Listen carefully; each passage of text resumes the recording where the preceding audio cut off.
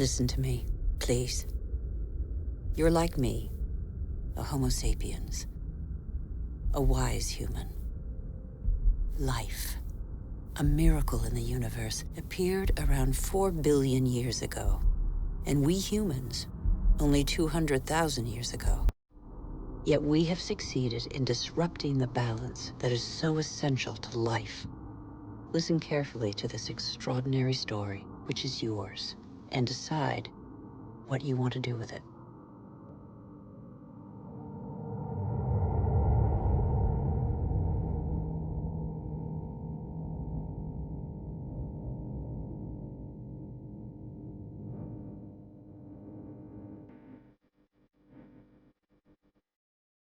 These are traces of our origins. At the beginning, our planet was no more than a chaos of fire. A cloud of agglutinated dust particles, similar to so many similar clusters in the universe. Yet this was where the miracle of life occurred.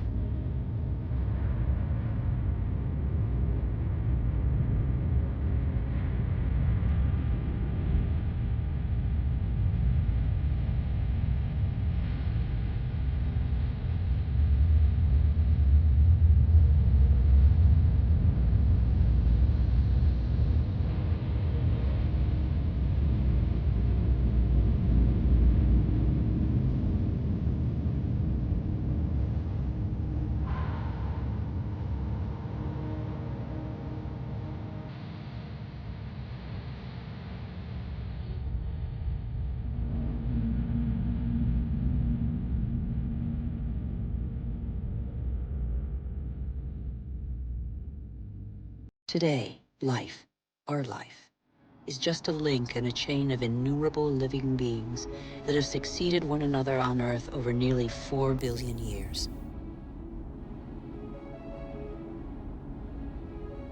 And even today, new volcanoes continue to sculpt our landscapes. They offer a glimpse of what our Earth was like at its birth. Molten rock surging from the depths, solidifying, cracking, blistering or spreading in a thin crust before falling dormant.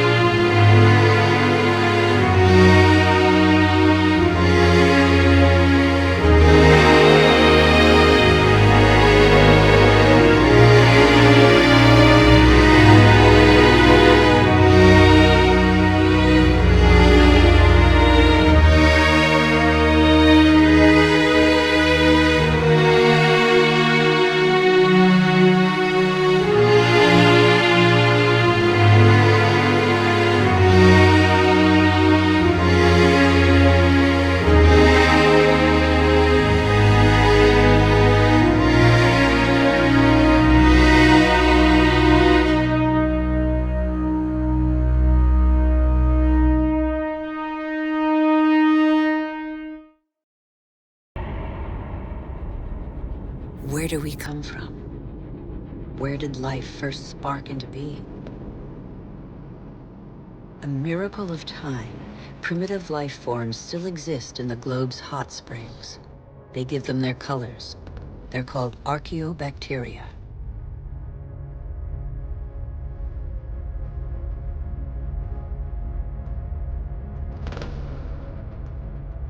They all feed off the Earth's heat. All except the cyanobacteria, or blue-green algae. They alone have the capacity to turn to the sun to capture its energy. They are a vital ancestor of all yesterday's and today's plant species. These tiny bacteria and their billions of descendants changed the destiny of our planet. They transformed its atmosphere.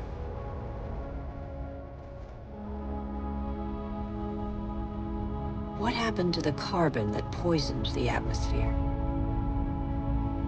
It's still here, imprisoned in the Earth's crust. Here, there once was a sea inhabited by microorganisms. They grew their shells by tapping into carbon from the atmosphere, dissolved in the ocean. These strata are the accumulated shells of those billions and billions of microorganisms.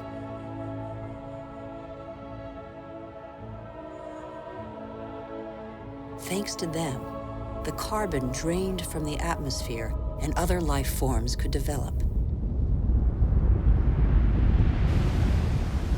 It is life that altered the atmosphere.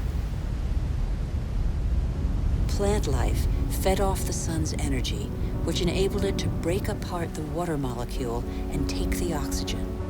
And oxygen filled the air. The Earth's water cycle is a process of constant renewal. Waterfalls, water vapor, clouds, rain, springs, rivers, seas, oceans, glaciers. The cycle is never broken. There's always the same quantity of water on Earth. All the success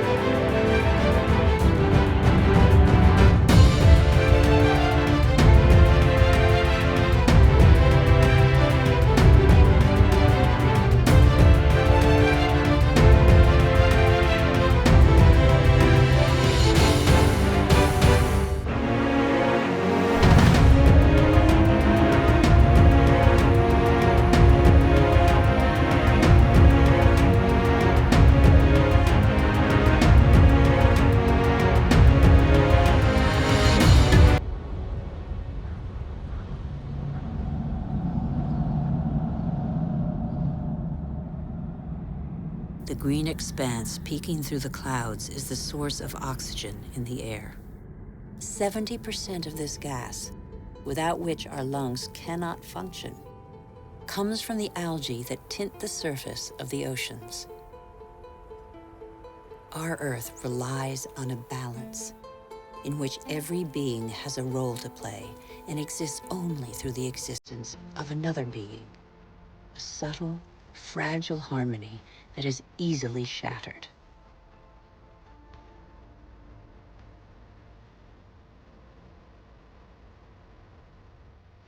Thus, corals are born from the marriage of algae and shells. Coral reefs cover less than 1% of the ocean floor, but they provide a habitat for thousands of species of fish, mollusks, and algae. The equilibrium of every ocean depends on them.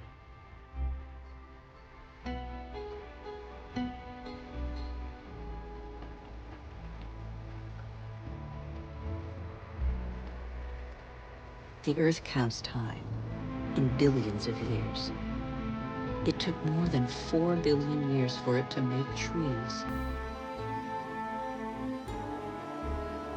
In the chain of species, trees are a pinnacle, a perfect living sculpture. Trees defy gravity. They are the only natural element in perpetual movement toward the sky. They grow unhurriedly toward the sun that nourishes their foliage.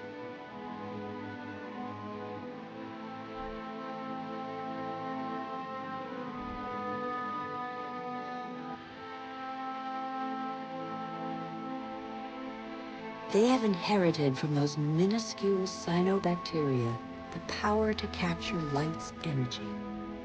They store it and feed off it, turning it into wood and leaves, which then decompose into a mixture of water, mineral, vegetable, and living matter. And so, gradually, soils are formed.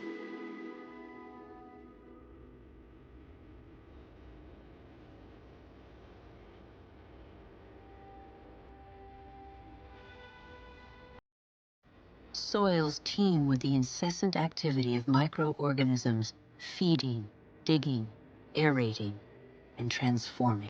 They make the humus, the fertile layer to which all life on land is linked.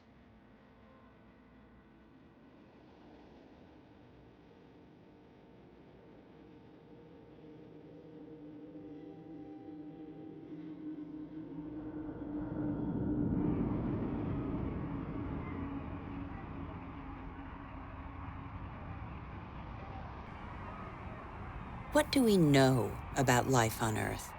How many species are we aware of? 1/10 of them? 100th, perhaps? What do we know about the bonds that link them?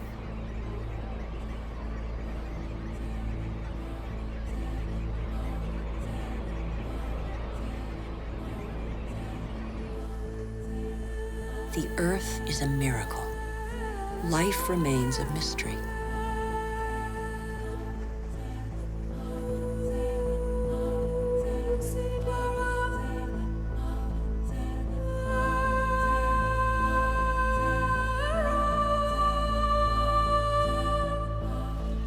Families of animals form, united by customs and rituals that are handed down through the generations.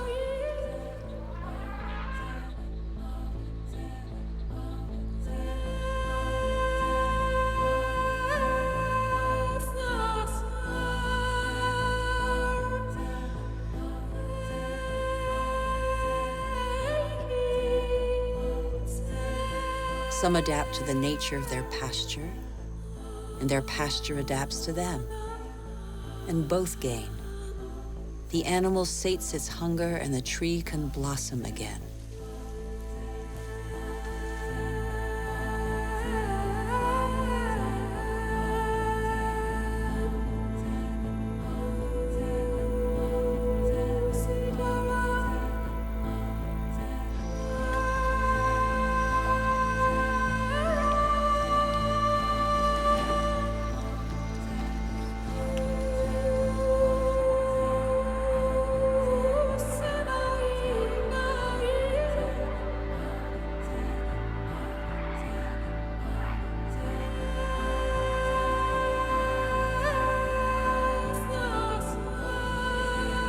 In the great adventure of life on Earth, every species has a role to play. Every species has its place.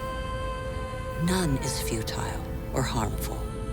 They all balance out.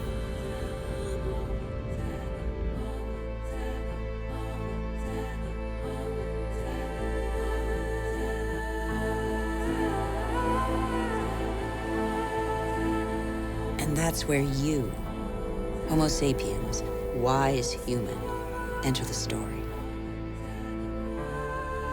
You benefit from a fabulous 4 billion-year-old legacy bequeathed by the Earth.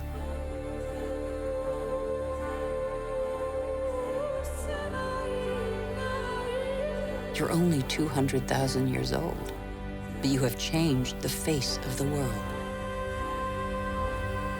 despite your vulnerability, you have taken possession of every habitat and conquered swaths of territory like no other species before you.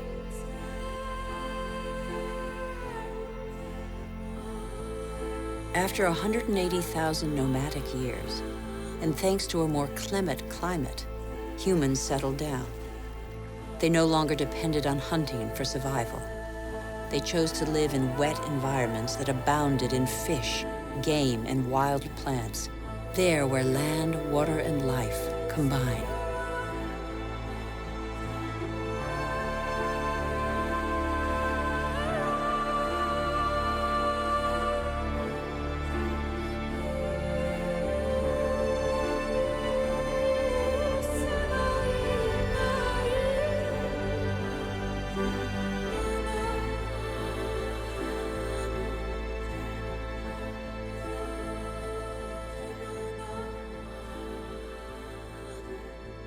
Even today, the majority of humankind lives on the continent's coastlines or the banks of rivers and lakes.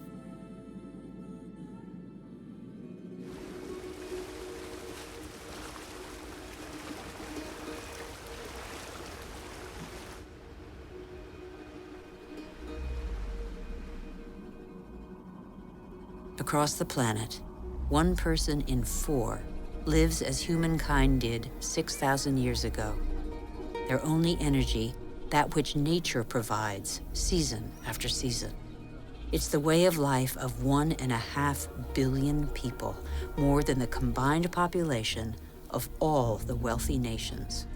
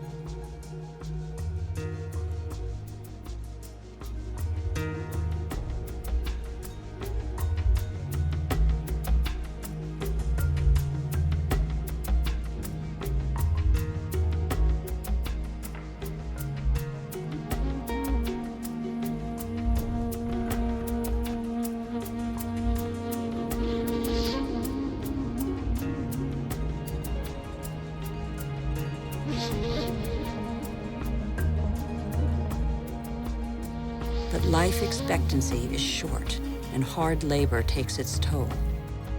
The uncertainties of nature weigh on daily life. Education is a rare privilege.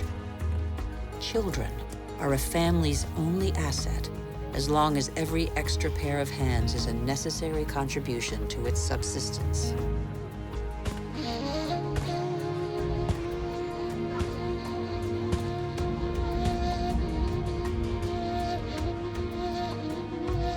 Humanity's genius is to have always had a sense of its weakness. The physical energy and strength with which nature insufficiently endowed humans is found in animals that help them to discover new territories.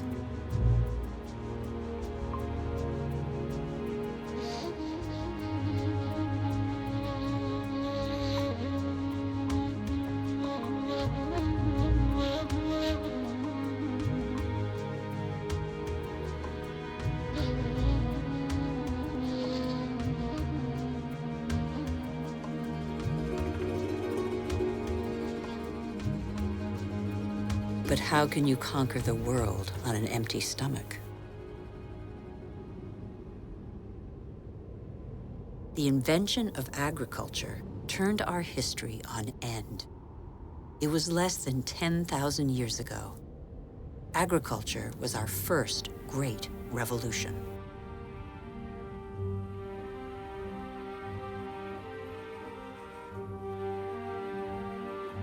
It resulted in the first surpluses and gave birth to cities and civilizations.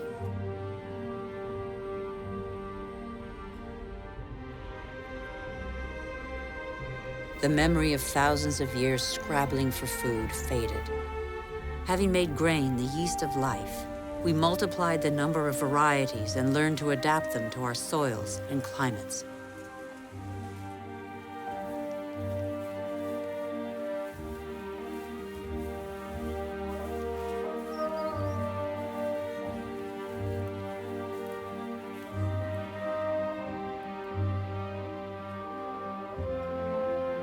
We're like every species on Earth. Our principal daily concern is to feed ourselves. When the soil is less than generous and the water becomes scarce, we are able to deploy prodigious efforts to extract from the land enough to live on.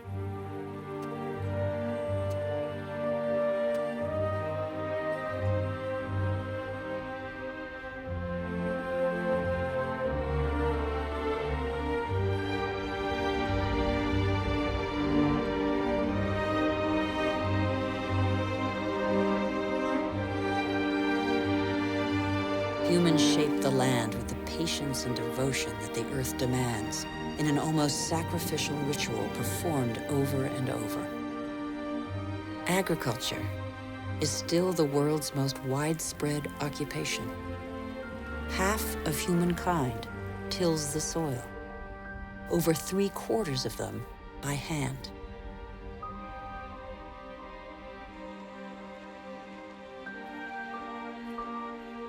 Agriculture is like a tradition handed down from generation to generation in sweat, graft, and toil, because for humanity, it is a prerequisite of survival.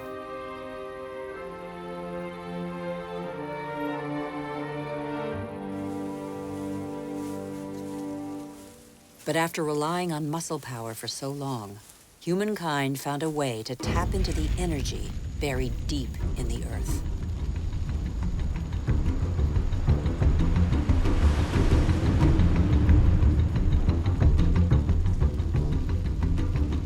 These flames are also from plants, a pocket of sunlight, pure energy, the energy of the sun, captured over millions of years by millions of plants more than 100 million years ago. It's coal, it's gas, and above all, it's oil.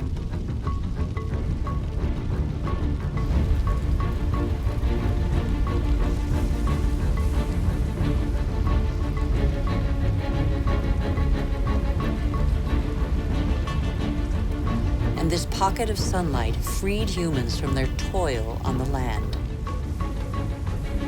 With oil began the era of humans who break free of the shackles of time. With oil, some of us acquired unprecedented comforts. And in 50 years, in a single lifetime, the Earth has been more radically changed than by all previous generations of humanity.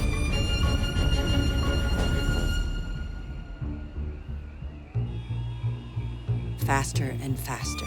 In the last 60 years, the Earth's population has almost tripled, and over 2 billion people have moved to the cities. Faster and faster. Shenzhen in China, with its hundreds of skyscrapers and millions of inhabitants, was just a small fishing village barely 40 years ago. Faster and faster. In Shanghai, 3,000 towers and skyscrapers have been built in 20 years. Hundreds more are under construction. Today, over half of the world's 7 billion inhabitants live in cities.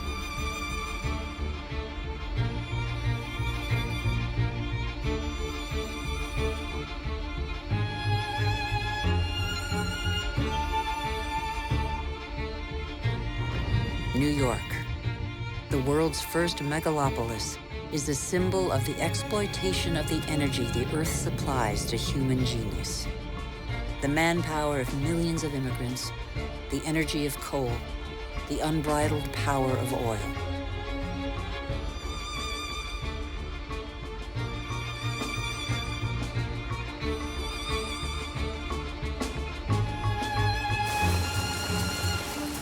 America was the first to harness the phenomenal, revolutionary power of black gold. In the fields, machines replaced men. a liter of oil generates as much energy as 100 pairs of hands in 24 hours. In the United States, only 3 million farmers are left. They produce enough grain to feed 2 billion people. But most of that grain is not used to feed people. Here, and in all other industrialized nations, it's transformed into livestock feed or biofuels.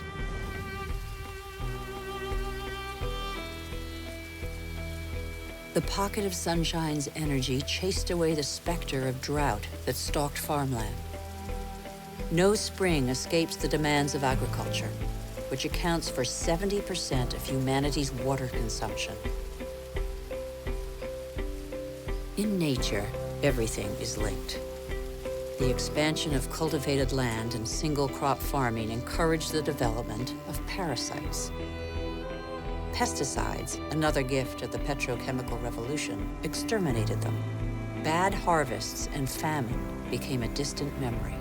The biggest headache now was what to do with the surpluses engendered by modern agriculture. But toxic pesticides seeped into the air, soil, plants, animals, rivers, and oceans.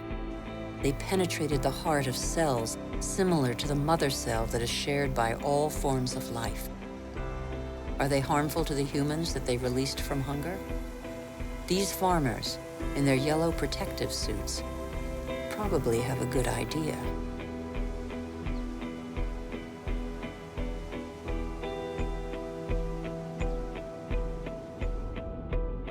Then came fertilizers, another petrochemical discovery. They produced unprecedented results on plots of land thus far ignored.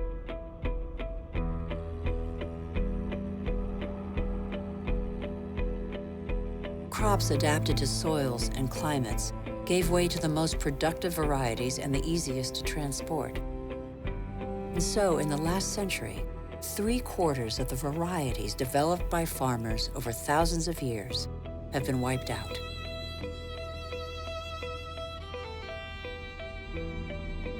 As far as the eye can see, fertilizer below, plastic on top. The greenhouses of Almeria in Spain are Europe's vegetable garden. A city of uniformly sized vegetables waits every day for the hundreds of trucks that will take them to the continent's supermarkets. The more a country develops, the more meat its inhabitants consume. How can growing worldwide demand be satisfied without recourse to concentration camp-style cattle farms? Faster and faster. Like the life cycle of livestock, which may never see a meadow, manufacturing meat faster than the animal has become a daily routine. In these vast food lots trampled by millions of cattle, not a blade of grass grows. A fleet of trucks from every corner of the country brings in tons of grain, soy meal, and protein-rich granules that will become tons of meat.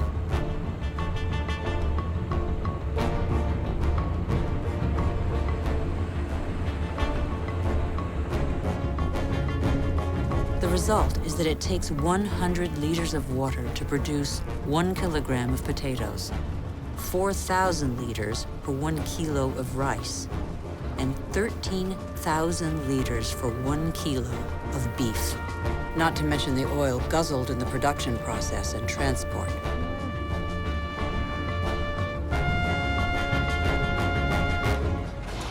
Our agriculture has become oil-powered.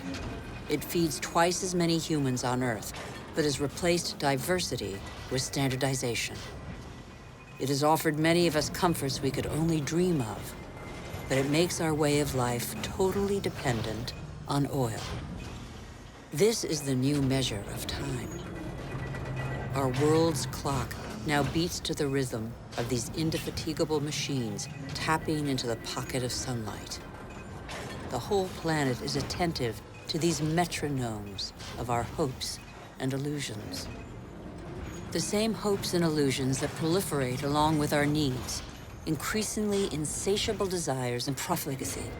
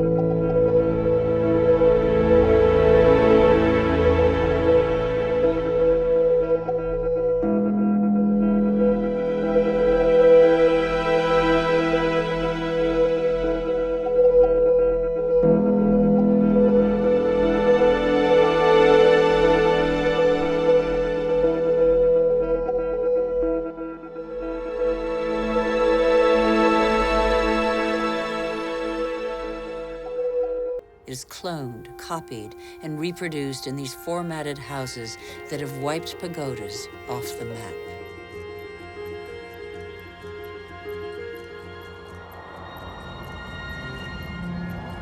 The automobile has become the symbol of comfort and progress. If this model were followed by every society, the planet wouldn't have 900 million vehicles as it does today, but 5 billion. Faster and faster. The more the world develops, the greater its thirst for energy.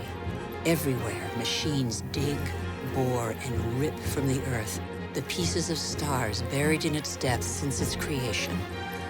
Minerals.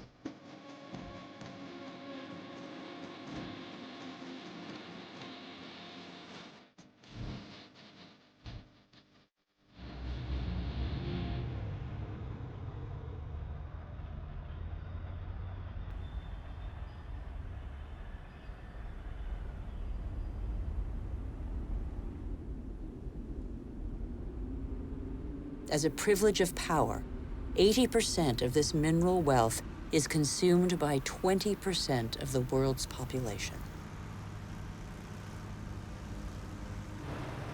Before the end of this century, excessive mining will have exhausted nearly all the planet's reserves.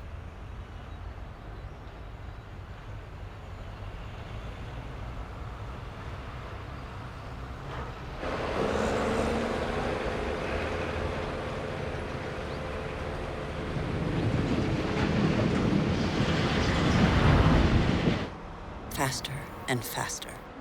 Shipyards churn out oil tankers, container ships, and gas tankers to cater for the demands of globalized industrial production. Most consumer goods travel thousands of kilometers from the country of production to the country of consumption. Since 1950, the volume of international trade has increased 20 times over.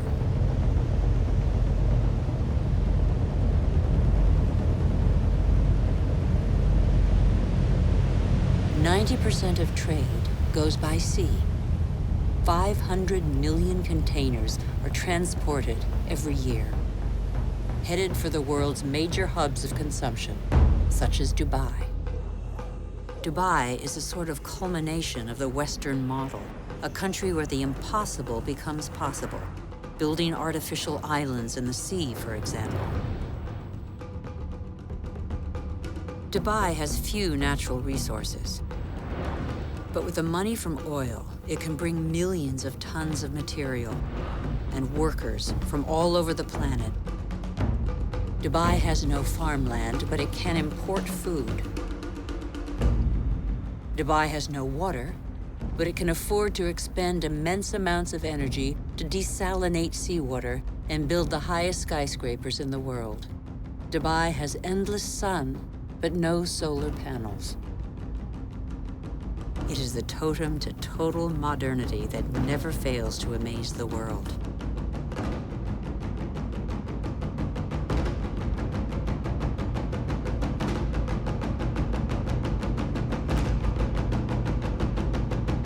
Dubai is like the new beacon for all the world's money.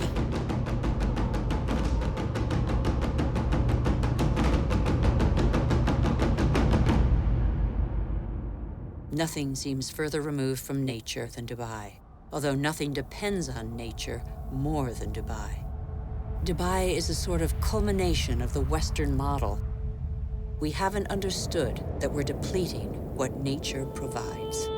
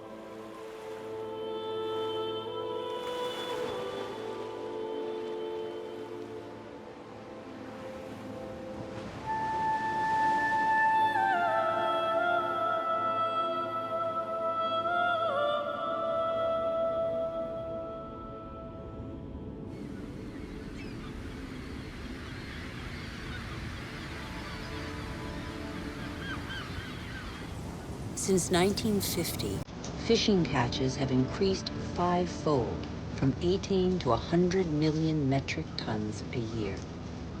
Thousands of factory ships are emptying the oceans. 3/4 of fishing grounds are exhausted, depleted, or in danger of being so. Most large fish have been fished out of existence since they have no time to reproduce.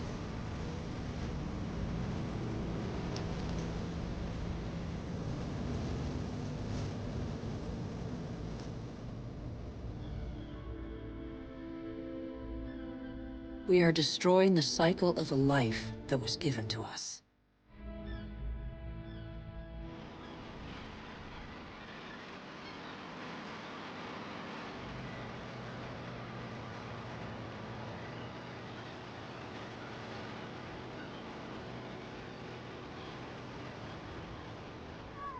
At the current rate, all fish stocks are threatened with exhaustion.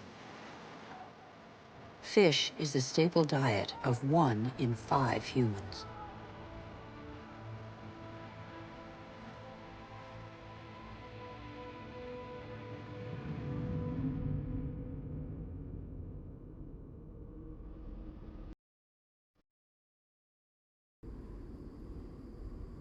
We have forgotten that resources are scarce.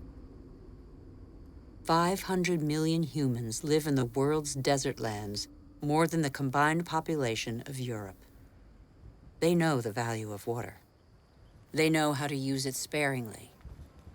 Here, they depend on wells replenished by fossil water, which accumulated underground in the days when it rained on these deserts, 25,000 years ago.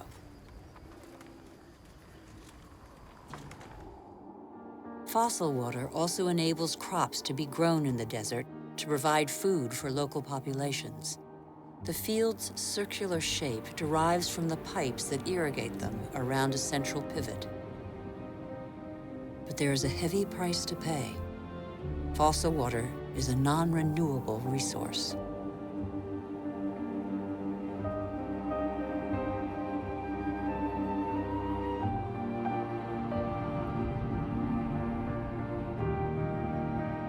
In Saudi Arabia, the dream of industrial farming in the desert has faded.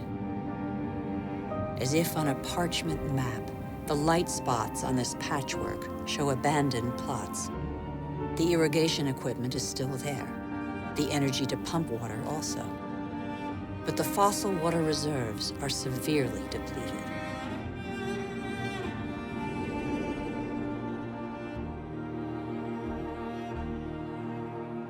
Israel turned the desert into arable land.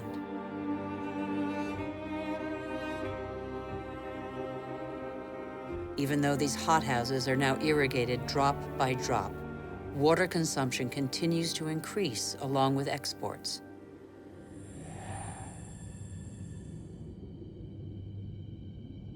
The once mighty River Jordan is now just a trickle. Its water has flown to supermarkets all over the world in crates of fruit and vegetables.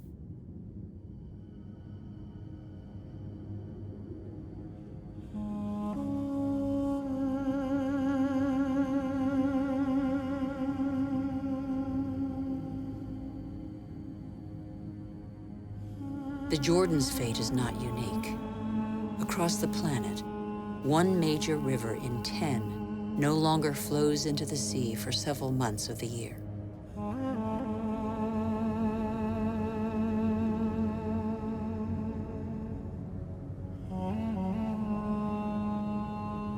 Deprived of the Jordan's water, the level of the Dead Sea goes down by over 1 meter per year.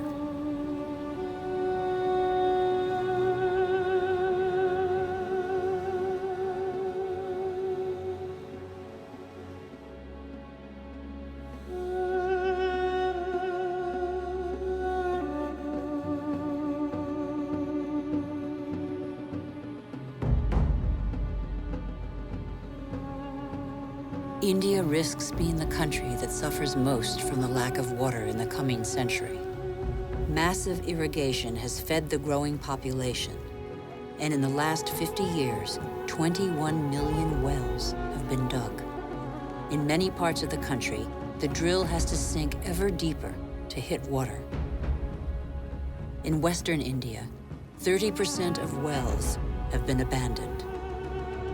The underground aquifers are drying out. Vast reservoirs will catch the monsoon rains to replenish the aquifers. In dry season, women from local villages dig them with their bare hands.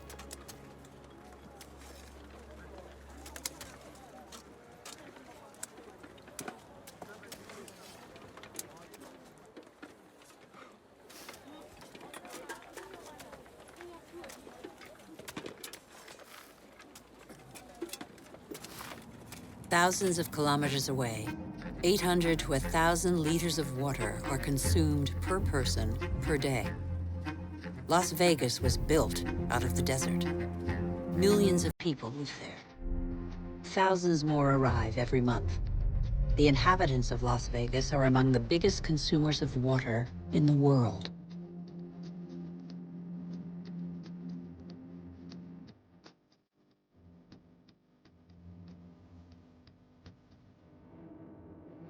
Palm Springs is another desert city with tropical vegetation and lush golf courses. How long can this mirage continue to prosper?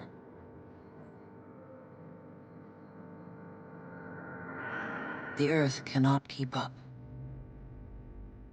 The Colorado River, which brings water to these cities, is one of those rivers that no longer reaches the sea. Water levels in the catchment lakes along its course are plummeting.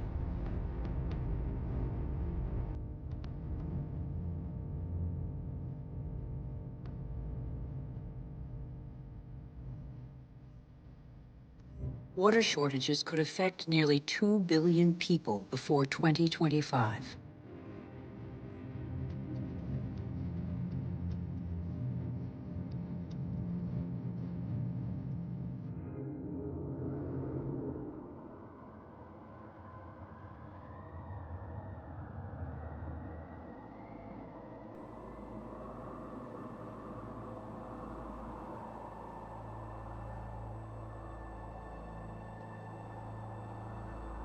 The wetlands represent 6% of the surface of the planet.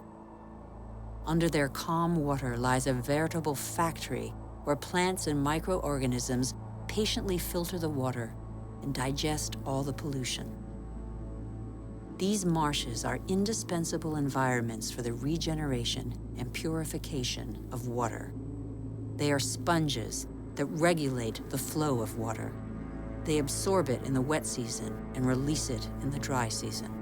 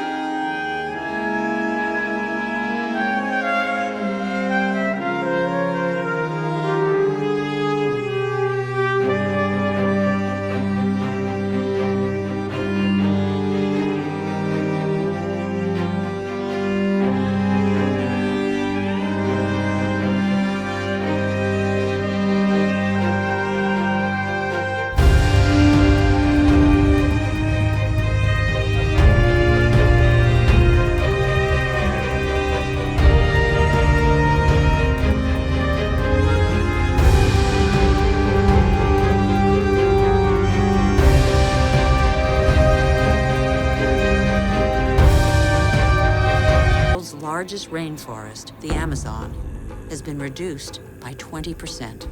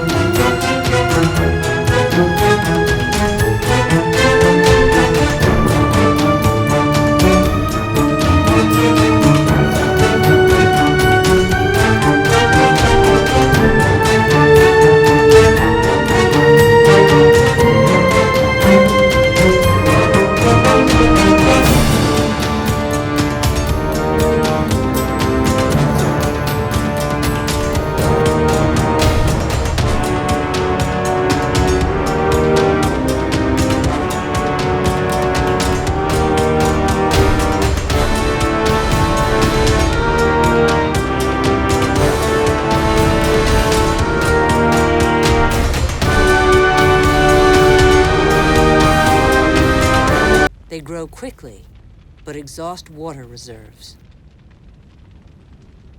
Soybeans, palm oil, eucalyptus trees.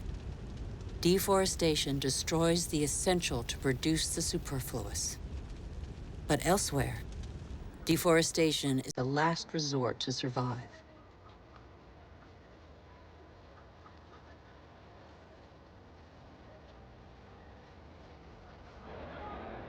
Over 2 billion people, almost a third of the world's population, still depend on charcoal. In Haiti, one of the world's poorest countries, charcoal is one of the population's main consumables. Once the pearl of the Caribbean, Haiti can no longer feed its population without foreign aid.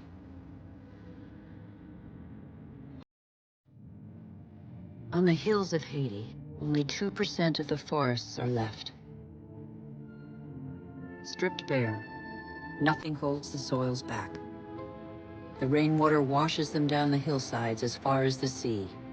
What's left is increasingly unsuitable for agriculture.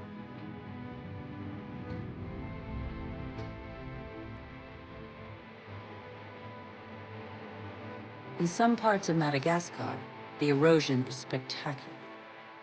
Whole hillsides bear deep gashes hundreds of meters wide. Thin and fragile, soil is made by living matter. With erosion, the fine layer of humus, which took thousands of years to form, disappears.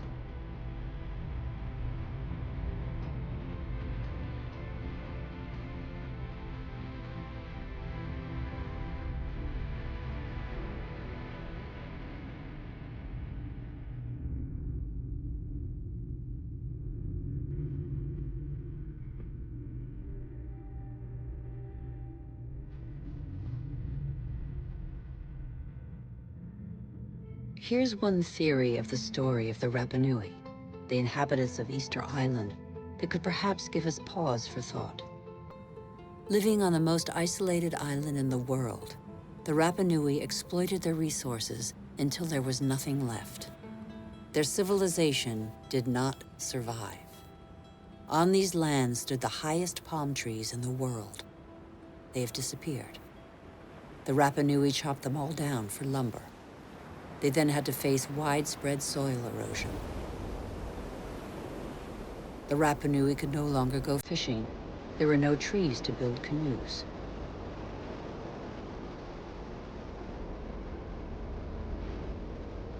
And yet the Rapa Nui formed one of the most brilliant civilizations in the Pacific. Innovative farmers, sculptors, exceptional navigators. They were caught in the vice of overpopulation and dwindling resources. They experienced social unrest, revolts, and famine. Many did not survive the cataclysm.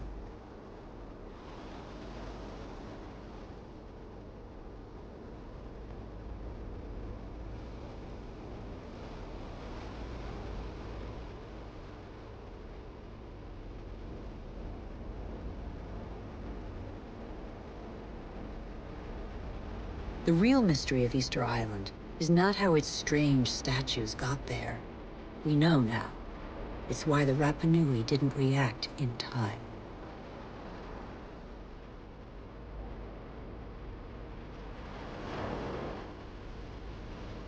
It's only one of a number of theories, but it has particular relevance to us today.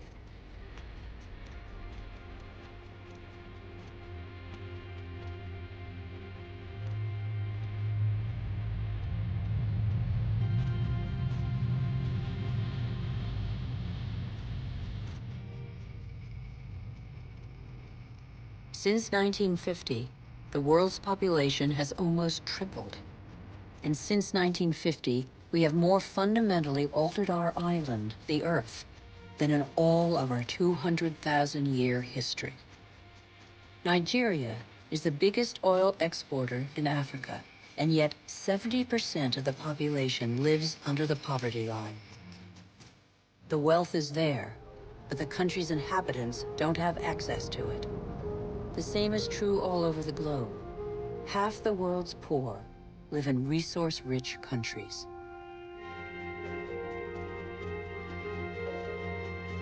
Our mode of development has not fulfilled its promises. In 50 years, the gap between rich and poor has grown wider than ever. Today, half the world's wealth is in the hands of the richest 2% of the population.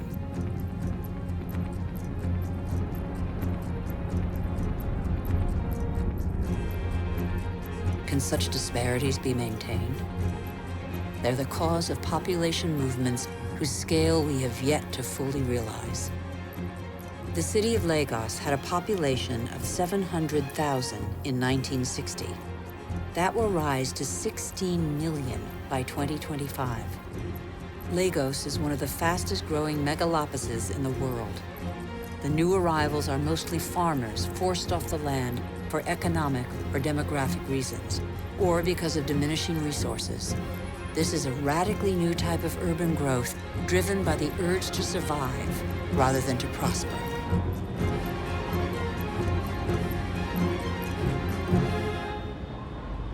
Every week, over 1 million people swell the populations of the world's cities.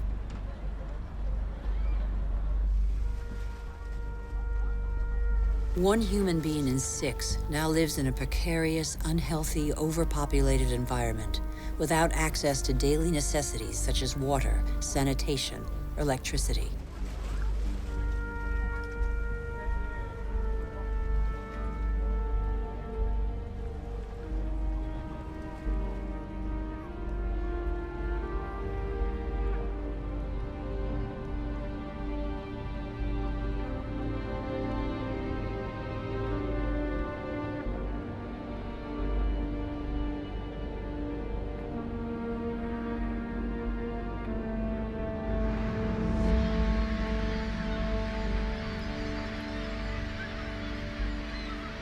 Hunger is spreading once more. It affects nearly 1 billion people.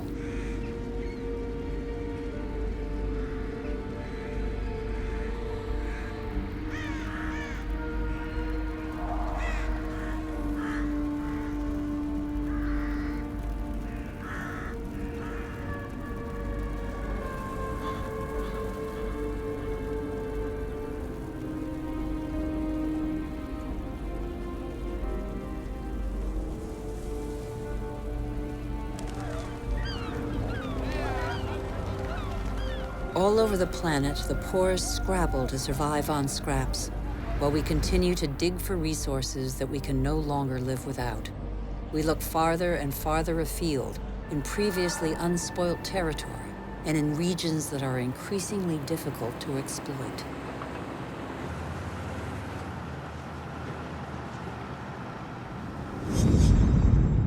We're not changing our model. Oil might run out. We can still extract oil from the tar sands of Canada. The biggest trucks in the world move thousands of tons of sand. The process of heating and separating bitumen from the sand requires millions of cubic meters of water. Colossal amounts of energy are needed. The pollution is catastrophic. The most urgent priority, apparently, is to pick every pocket of sunlight.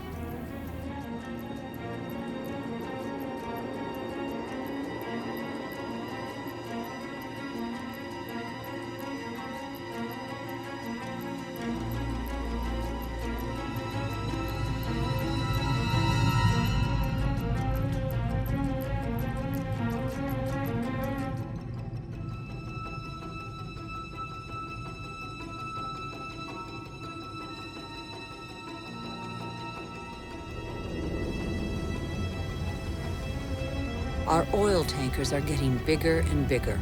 Our energy requirements are constantly increasing. We try to power growth like a bottomless oven that demands more and more fuel.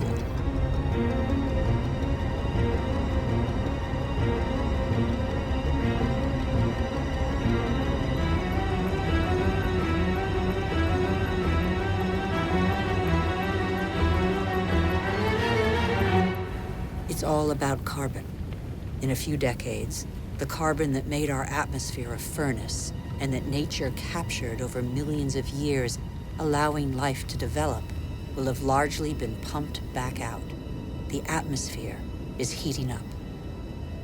It would have been inconceivable for a boat to be here just a few years ago. Transport, industry, deforestation, agriculture.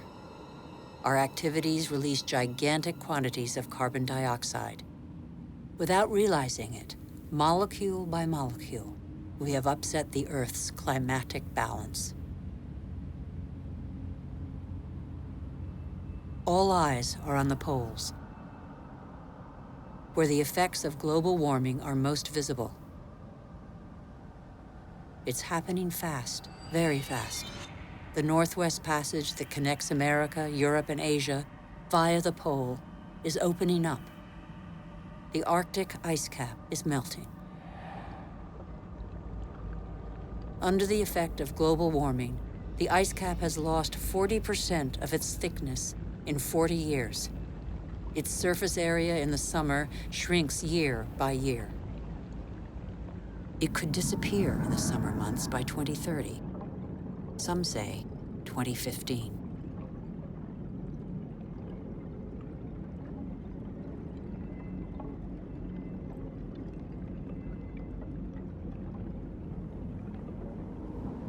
The sunbeams that the ice sheet previously reflected back now penetrate the dark water, heating it up.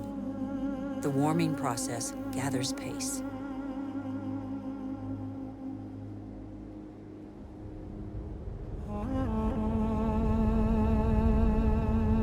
This ice contains the records of our planet. The concentration of carbon dioxide hasn't been so high for several 100,000 years.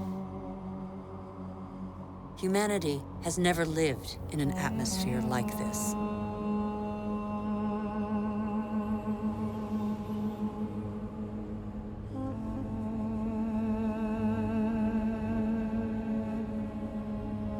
Is excessive exploitation of our resources threatening the lives of every species?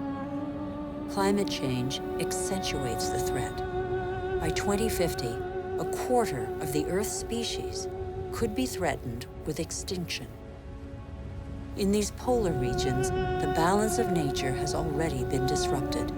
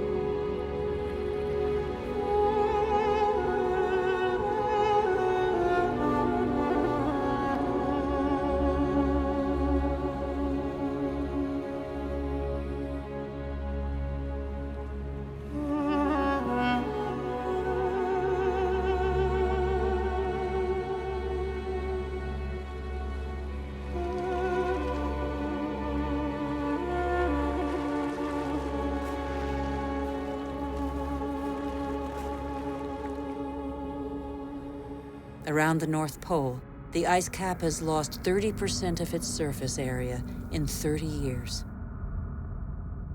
But as Greenland rapidly becomes warmer, the fresh water of a whole continent flows into the salt water of the oceans.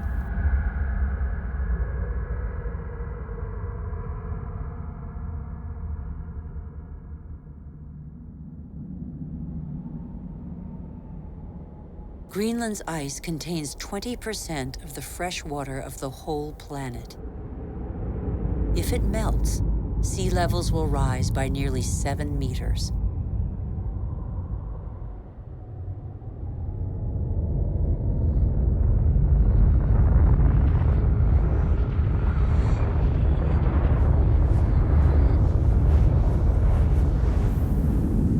But there is no industry here. Greenland's ice sheet suffers from greenhouse gases emitted elsewhere on Earth. Our ecosystem doesn't have borders. Wherever we are, our actions have repercussions on the whole Earth. The atmosphere of our planet is an indivisible whole. It is an asset we share. On Greenland's surface, lakes are appearing on the landscape. The ice cap has begun to melt at a speed that even the most pessimistic scientists did not envision 10 years ago.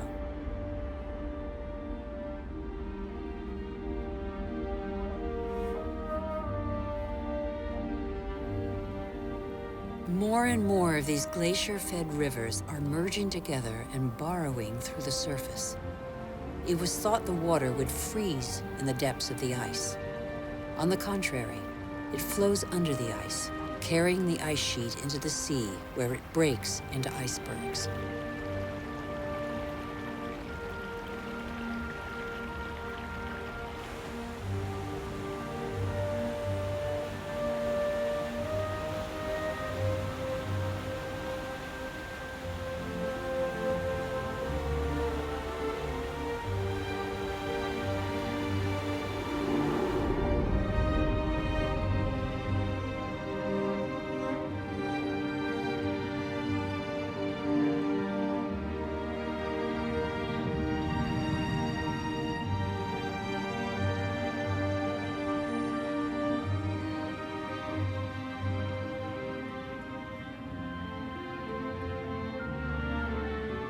As the fresh water of Greenland's ice sheet gradually seeps into the salt water of the oceans, low-lying lands around the globe are threatened.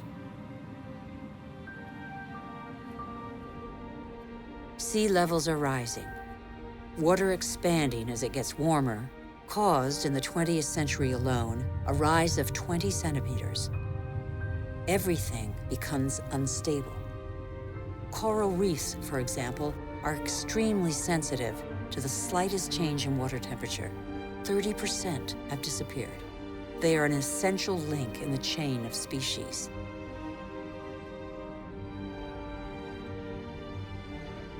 In the atmosphere, the major wind streams are changing direction. Rain cycles are altered. The geography of climates is modified. The inhabitants of the low-lying islands here in the Maldives, for example, are on the front line. They are increasingly concerned. Some are already looking for new, more hospitable lands.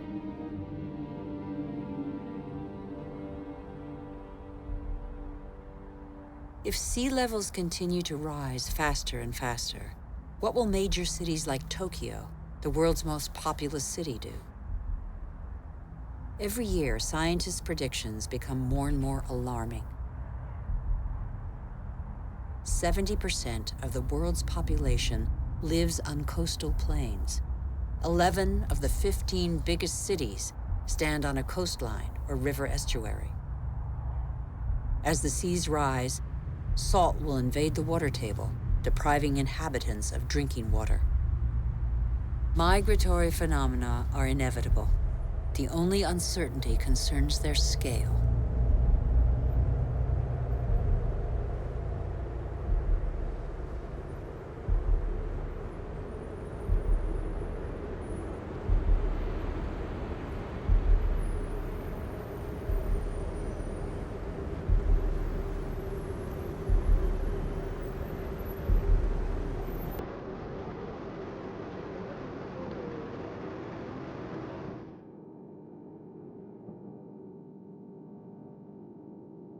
In Africa, Mount Kilimanjaro is unrecognizable. 80% of its glaciers have disappeared. In summer, the rivers no longer flow. Local peoples are affected by the lack of water. Even on the world's highest peaks, in the heart of the Himalayas, eternal snows and glaciers are receding. Yet these glaciers play an essential role in the water cycle. They trap the water from the monsoons as ice and release it in the summer when the snow melts.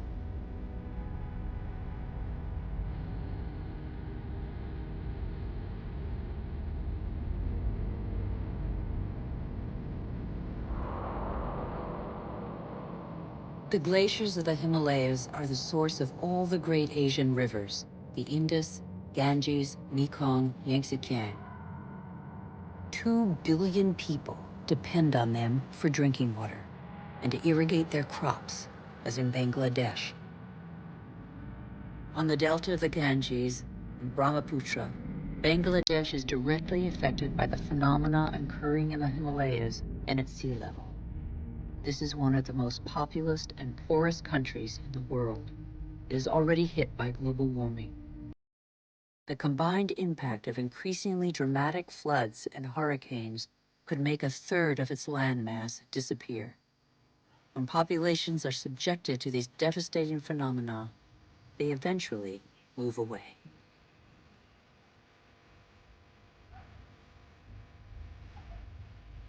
Wealthy countries will not be spared. Droughts are occurring all over the planet.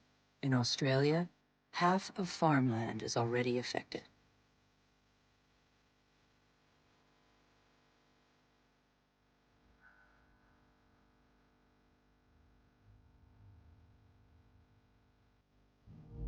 We are in the process of compromising the climactic balance that has allowed us to develop over 12,000 years.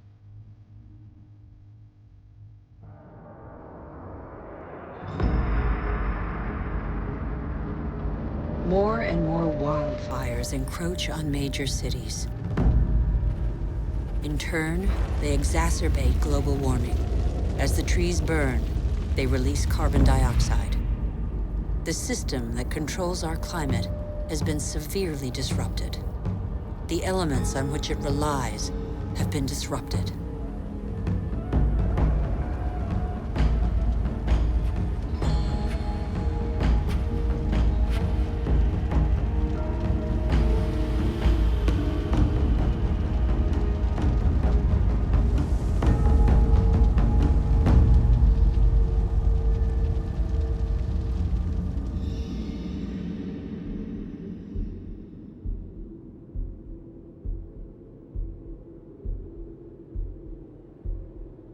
The clock of climate change is ticking in these magnificent landscapes.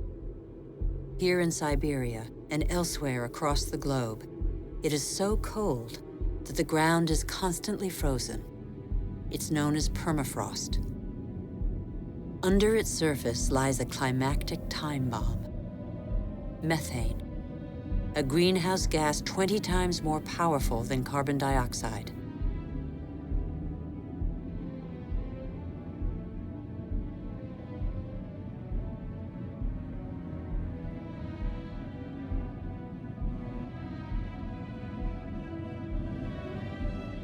If the permafrost melts, the methane released would cause the greenhouse effect to race out of control with consequences no one can predict.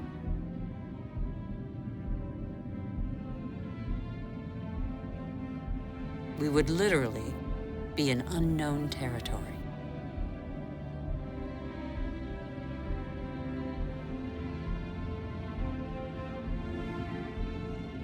Humanity has no more than 10 years to reverse the trend and avoid crossing into this territory. Life on Earth as we have never known it.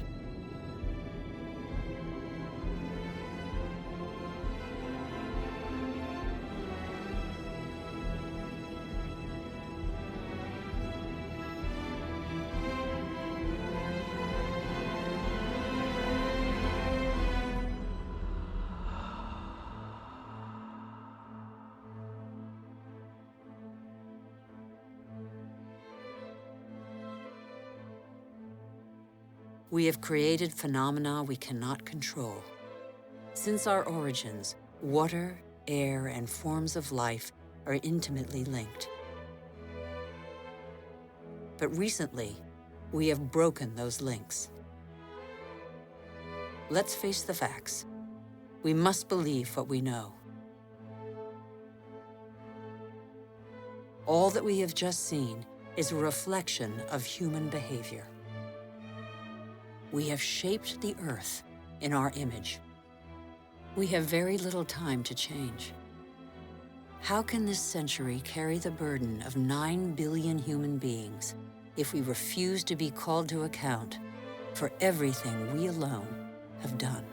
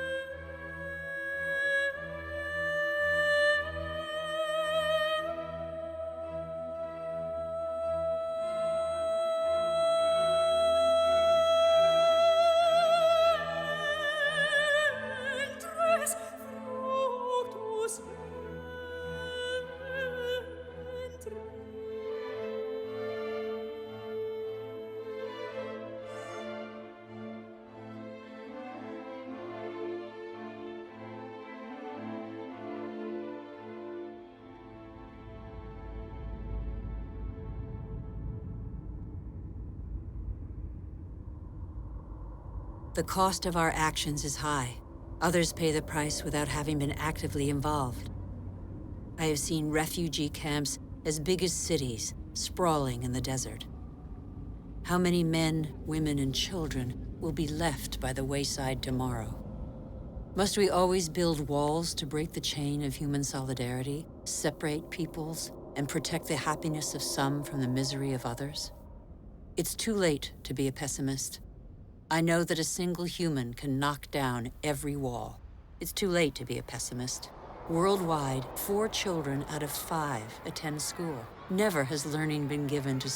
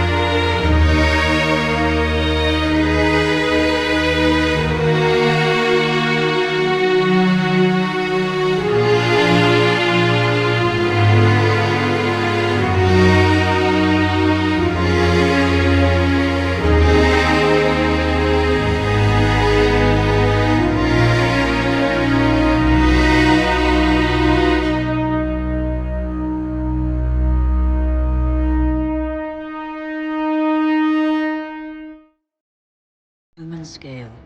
It can feed the whole planet if meat production doesn't take the food out of people's mouths. I have seen fishermen who take care of what they catch and care for the riches of the ocean. I have seen houses producing their own energy. 5,000 people live in the world's first ever eco-friendly district in Freiburg, Germany. Other cities partner the project. Mumbai is the 1,000th to join them. The governments of New Zealand, Iceland, Austria, Sweden, and other nations have made the development of renewable energy sources a top priority. I know that 80% of the energy we consume comes from fossil energy sources. Every week, 2 new coal-fired generating plants are built in China alone. But I have also seen, in Denmark, a prototype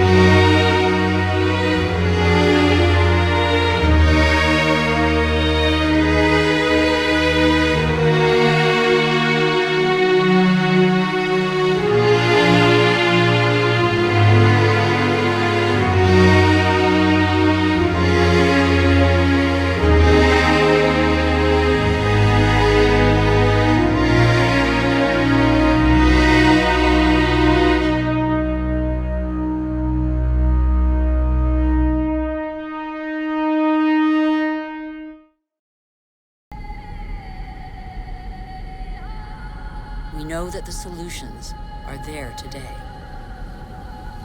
We all have the power to change. So what are we waiting for?